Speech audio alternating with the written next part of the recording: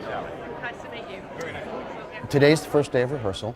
For me personally, it's probably one of my most stressful days. It's just a little bit under opening. It's the first day where everybody is here. If you don't know me, I'm Rod Lansbury, and you're stuck with me for the next 4 weeks.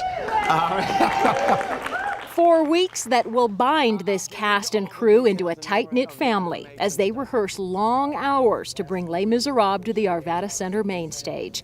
Introductions over the traditional meet and greet lunch include creative producer Rod Lansbury's vision for the play.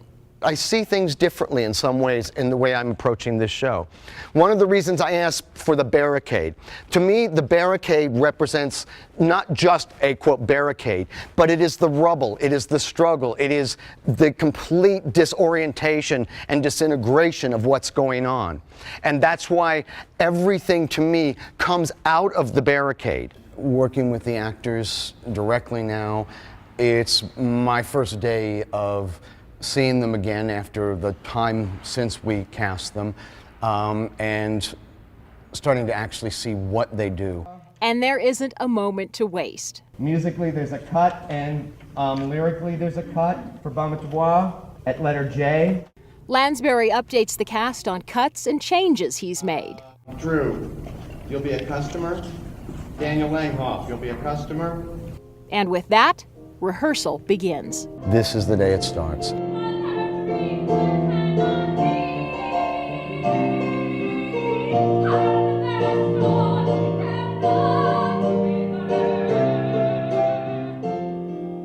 It is the largest cast and crew ever to assemble for one production at the Arvada Center.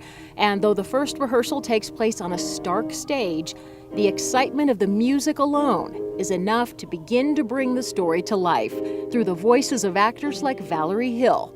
She'll play Fantine. The hatred that's in your head, don't they know they're making love to one already dead? Here's something new. I think I'll give it a try.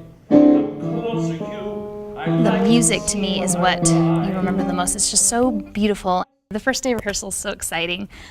We usually do kind of a work through of the show for the first time, and you get to hear what everybody's going to sound like, because you know people, but you haven't heard them actually sing their songs, and it's so great to finally put it all together and actually hear it with your own ears. Michelle Surjeff is a local actress. It's her 8th show at the Arvada Center. She has an ensemble role in Les Mis and is also the understudy for a critical character, Eponine. To me, probably the most pitiful and most representational of the show, in my mind, is Eponine. Because Eponine is the one who is born there and can never get out of it, yet she still has the dreams. My favorite song in this show is On My Own, which is of course Eponine, which is why I'm so excited to understudy it. The fact that even thinking of getting to sing that song on stage is unbelievable. For Michelle, Les Mis is a family affair. Her brother, Christopher Surjeff, now an actor in New York, also landed an ensemble role. It is their 9th opportunity to perform together. She got me in this business. I was like 12 and I was in 6th grade, and she was in high school at Northglenn High School. They were doing The Music Man and they needed someone to play Winthrop, the little kid with the lisp. And I was like, nah, I don't want to do that. My sister's like, just come audition. I'll show you how to do it. It's very simple, it's very fun. So I go and I audition and I got the part. I haven't stopped since. So it's really her fault. You can blame her for why I'm in this business. He's just very supportive and he's such a sweetheart, so I'm very excited to have him. Other local actors returning to the Arvada Center Mainstage for Les Miserables: Stephen Day in the role of Javert, Wayne Kennedy from Boulder Dinner Theater as Thénardier, Beth Flynn as Madame Thénardier, Elizabeth Welch playing Cosette, and Amy Board as the tragic character Eponine. To see the who's who in Denver of actors all gathered on one stage was just like very exciting. And then to start off with a person that originated Valjean's part, is pretty exciting. Ewer refers to Randall Keith. Originally from North Carolina, he gravitated to Chicago when he began acting. Now based in Las Vegas, he just closed Spamalot. But his real claim to fame would have to include his 9 years and 2,000 performances in the starring role of Jean Valjean with Les Mis on Broadway. I have never gotten tired of this show, and it now has been 2 years since I've done it last, when the tour closed, and I am so excited to get back. I didn't realize how much I missed it until I started looking at the stuff again. It's one of the hardest vocal shows I've ever done. It's very vocally challenging.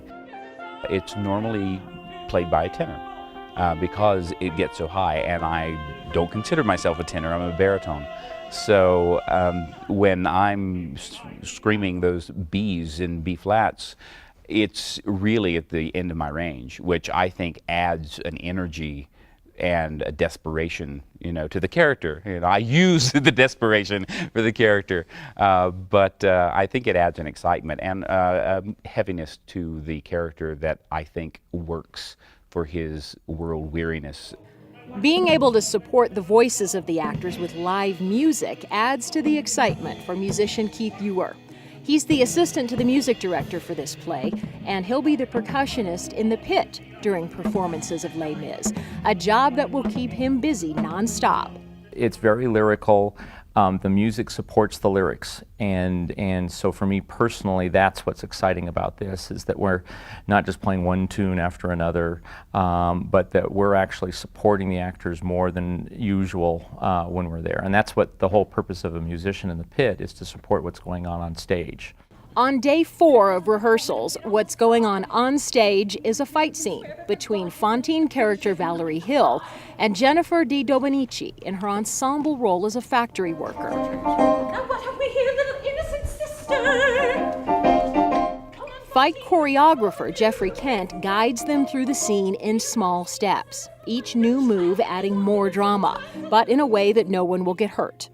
So one more time, and then we're going to add one more thing to it. Reach. That's not bad. How's that feel in the fall? Great. Good. And you took the spin really quick, which is fine. I think that works for the grab and grab. Feel okay for both of you? Okay. So then when we're down, all we want to do is look for wrists. Okay?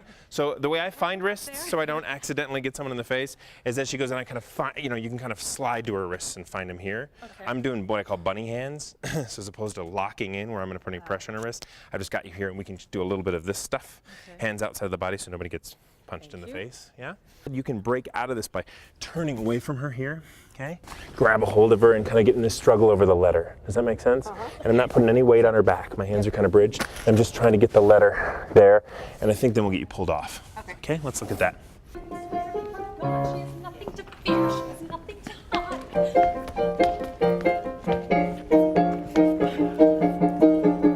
And then as you hear that, then you break away.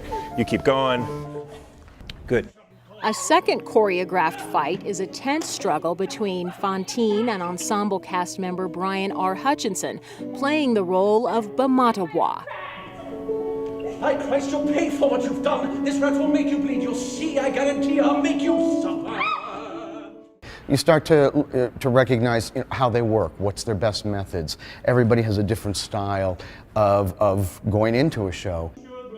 You spend the first few days just in awe of everybody. I can't believe I'm going to get to listen to this every night because they're incredible. We actually have the luxury of working on part of the set. We'll start to work with the barricade sections as we move into the more detailed rehearsals. For stage manager Lisa Cook, rehearsals mark the beginning of a long list of multitasking and problem-solving challenges. Stage manager is, one way to put it, is chaos management. Also the hub of information. I've been here for 45 minutes and people are walking up to me going, Lisa, I need to ask you about this, or Lisa, can I ask you something that's not going to happen for 2 days? There's a lot of work ahead, and this is just the start of the pressure situation. 3 days short of a month we have to make this work, and I'm nervous but very confident with the team we have. We've had phenomenal sales. In fact, the first day of single ticket sales for Les Miserables was a record breaker for the Arvada Center. The press, the buzz on the street for this show continues to mount. And it's our goal, as always, to provide them with a show that will make them happy that they are here to see this show.